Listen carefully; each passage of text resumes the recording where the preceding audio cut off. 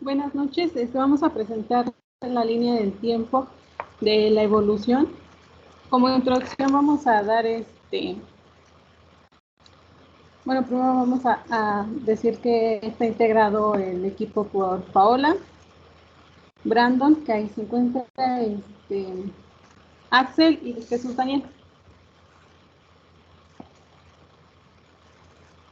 Como introducción vamos a dar que a lo largo del tiempo la información ha ido evolucionando, de manera que también a lo largo del tiempo los sistemas de almacenamiento, procesamiento y generación cambian. Es por ello que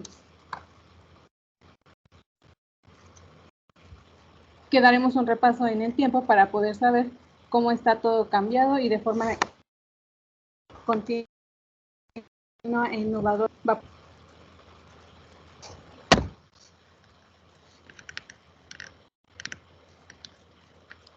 En la evolución del procesamiento y almacenamiento de información en las organizaciones tenemos la etapa 1.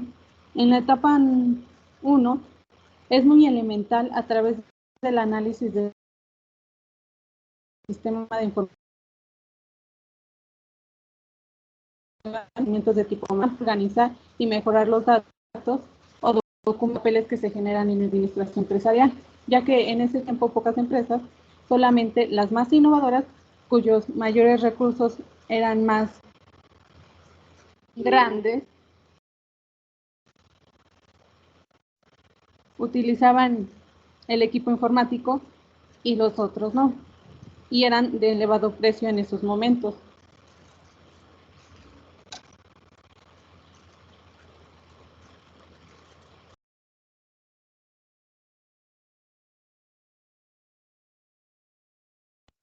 Bueno, posteriormente sigue la etapa 2, en donde pues en esta etapa las empresas comienzan a aplicar tecnologías de información debido a la gran demanda que tienen en cuanto al almacenamiento de información. Cabe destacar que los principales datos que se manejaban en esta etapa eran principalmente datos de contabilidad, nóminas y facturación.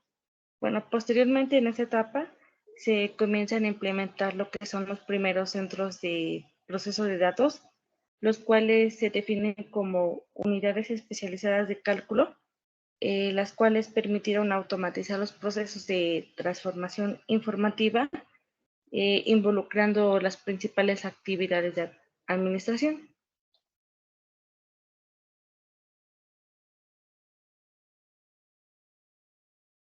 Como en la etapa número 3, surge la aparición de los sistemas de información o también los departamentos de informática.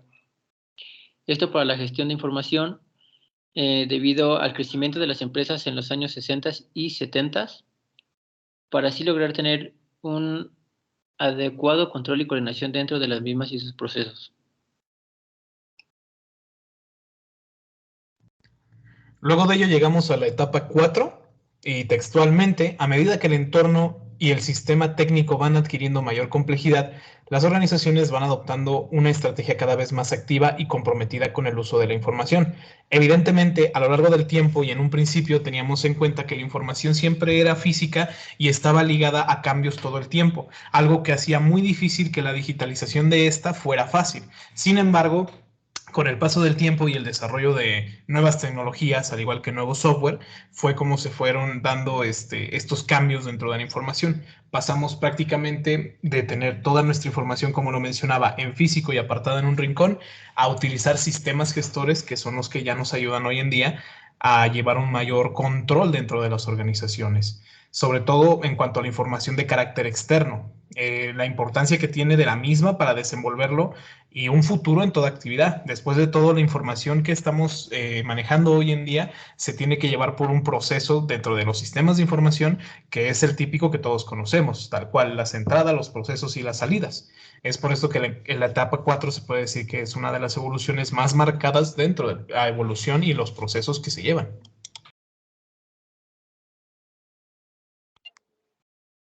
Bueno, posteriormente pasamos a lo que es la etapa 5 y dentro de la etapa 5 textualmente habla sobre el propósito sobre el propósito que es integrar la información en la estrategia corporativa o comercial.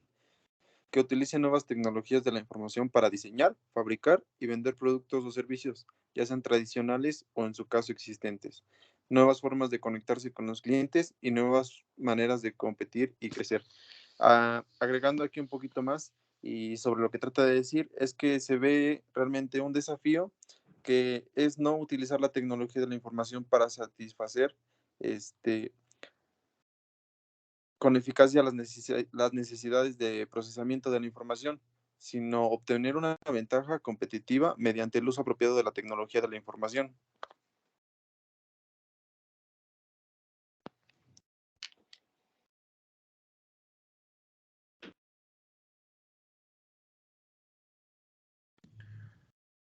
Y posteriormente podemos ver la evolución del almacenamiento, la generación y el procesamiento a través del tiempo.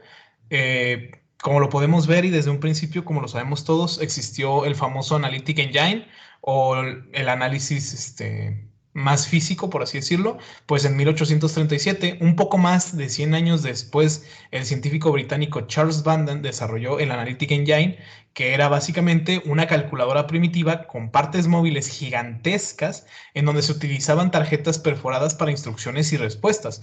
Vaya que esto era lo más conocido que tenemos de las primeras computadoras en donde mandábamos instrucciones o mandábamos operaciones muy básicas y con las tarjetas perforadas era como sabíamos los resultados. Esto ya creando una automatización de alguna manera y generando así por así decirlo, un gran cambio y una gran etapa de inicio para lo que hoy conocemos como sistemas de almacenamiento. Los agujeros en las tarjetas actuaban como interruptores de encendido y apagado, algo así como si estuviésemos hablando del sistema binario, que hoy en día sabemos todos que lo utilizamos con 0 y 1, pero en este caso de manera física y un poco más tardada en todo sentido. Además de que necesitaba la interrupción del humano o necesitaba, vaya, la mano del humano para que siguiese funcionando.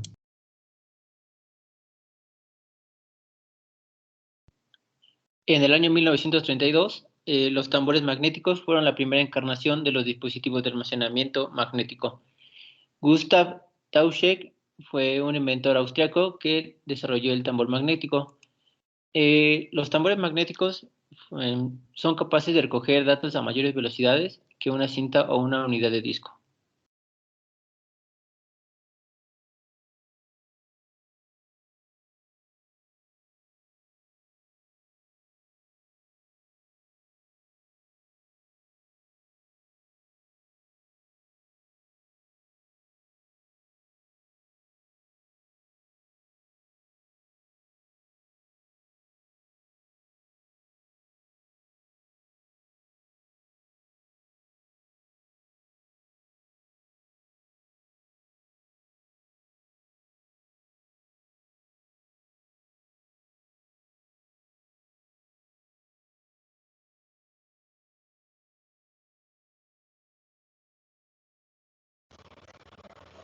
Después de esto se dio un gran salto a lo que desarrollaron los primeros dispositivos de almacenamiento USB o llamados flash drives. Las unidades flash aparecieron en el mercado a los finales del año 2000. La empresa Singapore Tech International presentó la unidad de memoria, considerada la primera memoria USB puesta en comercialización. La unidad se conecta a las computadoras con un conector USB integrado, que convierte un dispositivo de almacenamiento pequeño, fácilmente extraíble y muy portátil, a diferencia de un disco duro tradicional o una unidad óptica. No tiene partes móviles, sí que combina un chip y transistores para funcionalidad máxima. Generalmente la capacidad de esto de almacenamiento era entre 8 a 64 GB. Una unidad flash se puede reescribir casi un número limitado de veces y no se ve afectada por la interferencia electromagnética. Con su gran capacidad de almacenamiento y bajo costo, las unidades estaban a punto de reemplazar el CD y DVD.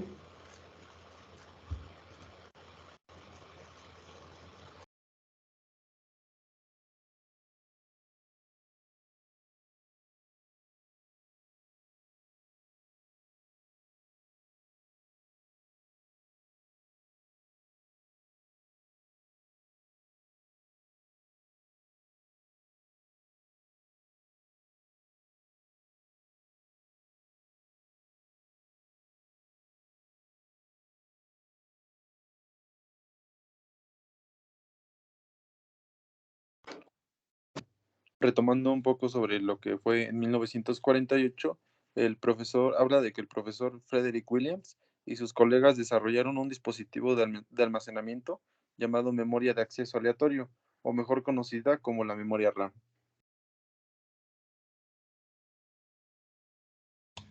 Volviendo a, bueno, más bien avanzando un poquito más en el tiempo y llegando a 1990, aquí es donde conocemos a el disco magnético, magneto-óptico como medio de almacenamiento híbrido. Este dispositivo de almacenamiento utiliza tecnologías tanto magnéticas como ópticas para almacenar y recuperar datos digitales. Los discos normalmente vienen en tamaños de 3,5 y 5,25 pulgadas, que son básicamente los discos duros de toda la vida que podemos ver en los ordenadores.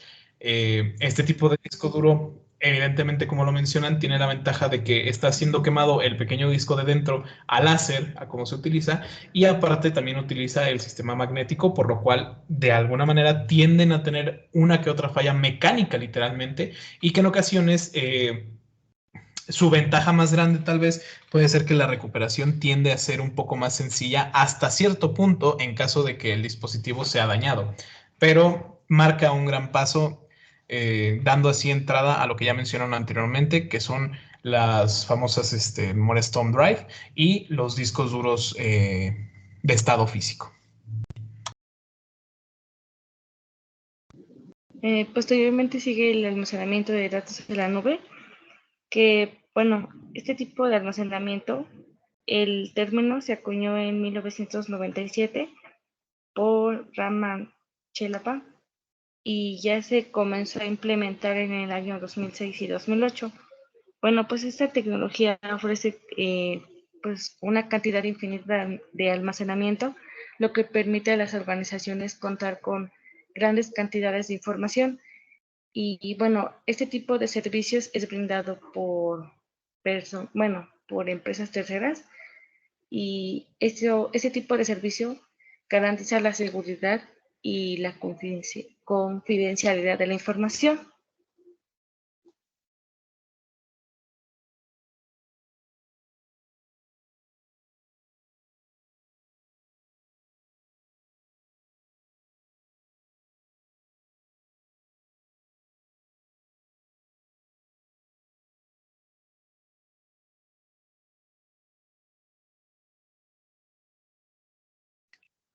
Y bueno, para terminar con esta parte, en lo que es en la actualidad, pues estamos viendo lo que es el ADN como un dispositivo de almacenamiento de datos, que puede llegar a contener casi 2.2 petabytes de datos por gramo. En este caso, los científicos están trabajando para que este dispositivo de almacenamiento sea más accesible mediante el uso de ADN artificial, y codificar. Y bueno, un dato importante es que codificar menos de 100 kilobytes puede costar 1.500, y sin duda es algo muy prohibido en estos momentos. Y por supuesto existen algunos inconvenientes como el ya mencionado, y en su caso, pues con el uso del ADN como almacenamiento de datos.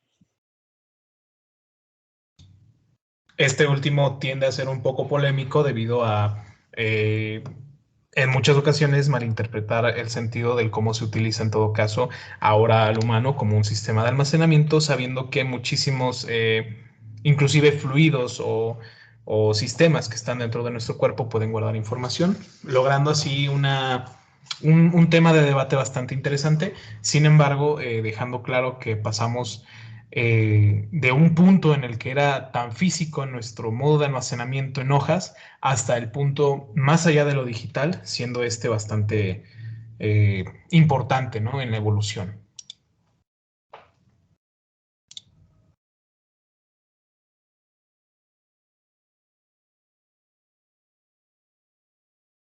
Posteriormente nos vamos al procesamiento de datos, ya que en 1950 y 1960 se encuentran esos mismos que son los procesamiento de datos, ya que recopila, almacena, modifica y recupera las transacciones cotidianas de una organización. El procesamiento de datos generalmente es la acumulación y manipulación de elementos de datos para poder producir información significativa y más que nada ayuda a los trabajadores.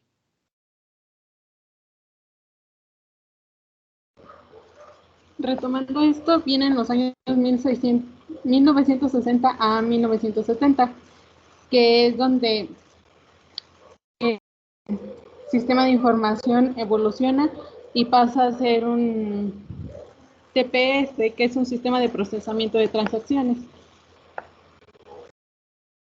donde estos procesan los datos informativos útiles y proporcionan a los gerentes las herramientas para organizar, evaluar y administrar de manera eficiente los departamentos dentro de una organización. Por lo general, estos se generaban por 3 tipos básicos: los informes detallados de información, los de información resumida y los de información mediante un filtrado de datos. Cabe resaltar que en este igual se marcó un desarrollo cuando el enfoque de las organizaciones cambió lentamente de mera automatización de los procesos comerciales básicos a un control dentro de una función de procesamiento de datos.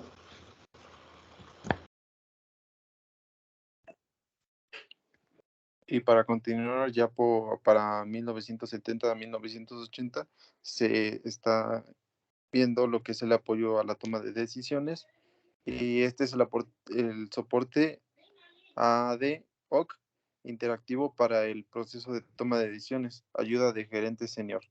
En esta era, un avance importante fue la introducción de las computadoras personales, y con la introducción de las mismas se produjo la distribución de la potencia informática o del procesamiento de toda la organización. Y pues el papel se centró en el sistema interactivo basado en las computadoras para ayudar al responsable de la toma de decisiones a resolver los distintos problemas. Posteriormente, en el año 1980 a 1990, se viene lo que es el apoyo ejecutivo, en donde se proporciona información interna y externa relevante para los objetivos estratégicos de una organización. Cabe destacar que en este punto va más orientado al personal como que ejecutivo y se apoya en base al sistema de soporte ejecutivo. Y pues este sistema permite facilitar el acceso a las acciones de todos los competidores, desarrollos económicos, los cuales van a permitir respaldar una planeación estratégica, y lo cual va a poder determinar un buen desempeño en el negocio. Y por fin llegamos a 1990 y los años 2000, que sería, o como lo titulan aquí, que sería el conocimiento administrativo. Textualmente apoya a la creación de una organización, a su diseminación del conocimiento empresarial, y a la ayuda está disponible para toda la empresa. En ese periodo también es importante aclarar que se vio mucho la aparición de los sistemas ERP o los sistemas de recursos empresariales, ¿no? Esto básicamente, los sistemas de recursos empresariales, como de alguna manera sabemos brevemente, son aquellos que nos ayudan a conocer las estadísticas de la organización, su información estratégica, los componentes de la organización, incluidos las ventas, gestión de recursos, siendo este un sistema experto básicamente en el cómo vamos a manejar nuestra empresa. Además que un punto a considerar bastante importante es que durante estos años se llevó a cabo las prácticas de sistemas con inteligencias artificiales para la toma de decisiones y sistemas también para conocer información, información comercial de alguna manera, ¿no? Es evidente que aquí también tenemos una gestión del conocimiento dentro de las empresas bastante ya más arraigada a lo que buscamos como es la superioridad en el mercado, además de que el sistema de gestión de conocimiento o los KMS son sistemas que se vieron reflejados en este año y recuperan el conocimiento para apoyar creación de organización y seguir manteniendo esos estándares de buenas prácticas dentro de las organizaciones. Y por último, pero no menos importante, desde los años 2000 hasta el presente, viene algo que ya conocemos todos, que es el e-business o el e-commerce. Tiene una mayor conectividad a nivel de integración en todas las aplicaciones. Esto quiere decir que no solamente vas a utilizar una aplicación para todos los procesos. No vas a utilizar una aplicación en la que a lo mejor es que esta aplicación me da las estadísticas, pero yo necesito las estadísticas en otro formato. Aquí podemos integrar muchísimas más APIs, muchísimas más complementos de otras aplicaciones para generar de alguna manera reportes y estadísticas más concretas. El Internet y las tecnologías junto con las aplicaciones relacionadas cambiaron la forma en la que operan las empresas, y las personas también cambiaron su forma de trabajo. Las funciones de los sistemas de información durante todos estos años siguen siendo las mismas que hace 50 años. Mantienen registros, gestionan los informes, procesan transacciones e inclusive gestionan el soporte técnico o el soporte que se necesite dentro de los negocios, además de los procesos de la misma organización. Y esto realmente estos más bien se utilizan más que nada para mantener registro de todas las decisiones que se han tomado, además de saber si con todo lo que hemos realizado tenemos una ventaja competitiva dentro de nuestro mercado. Muchas empresas usan tecnologías de Internet y procesos de negocios habilitados para la web para crear aplicaciones innovadoras de comercio electrónico. Un ejemplo muy claro son los SaaS, que son Software as a Service, los que nos ayudan en esta gestión. Y también un ejemplo muy claro de sistemas que podemos ver podría ser Shopify, que ya te trae integrado todos los sistemas que necesitas para abrir un negocio en línea. Y cabe mencionar que algo relevante dentro de esta exposición en general es que muchos de los datos que tenemos, como lo son los 3 conceptos bases, no todas las empresas fueron públicas las que lograron estas invenciones, e inclusive es por eso que no se encuentra mucha información sobre ellos, pero creo que queda bastante claro hasta este punto, y es gracias a las organizaciones grandes y a las organizaciones privadas que tenemos un mayor control de la información, su gestión y su almacenamiento. Nuestras fuentes de información se encuentran en esta plantilla de nuestra presentación. Y bueno, creo que sería todo. No sé si mis compañeros quieren agregar algo más.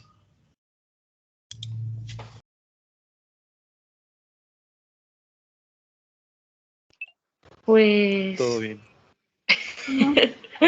Al menos de mi parte.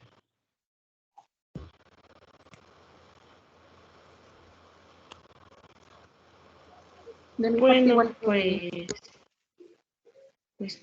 todo bien. Nada más que pues el objetivo de esta presentación pues fue mostrar al inicio pues cómo fueron las etapas en las que ha ido evolucionando tanto el procesamiento de la información dentro de las empresas, pero en aspectos muy generales. Y en cuanto al diagrama del almacenamiento, pues ahí podemos observar como que los diferentes momentos por los que tuvo que pasar para que existieran medios de almacenamiento, tanto físicos como lógicos. Y pues eso ya todo.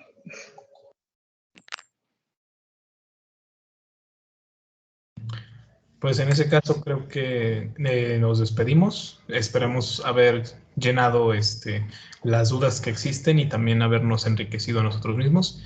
Y les agradecemos el tiempo. Buenas noches.